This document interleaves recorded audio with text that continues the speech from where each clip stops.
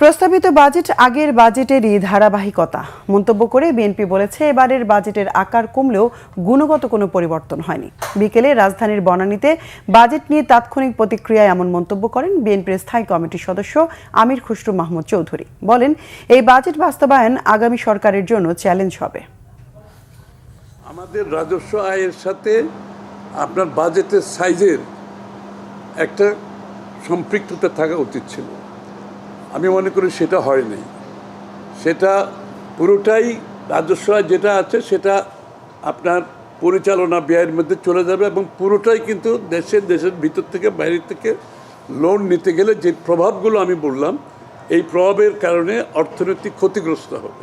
গুণগত দিক থেকে এই বাজেটে আমরা কোনো কিছু পরিবর্তন দেখিনি, শুধুমাত্র সংখ্যার সামান্য, কিন্তু ওই প্রিন্সিপাল কিন্তু একই রয়ে গেছে, যে ওদের যে কাঠামো কিন্তু একই রয়ে গেছে।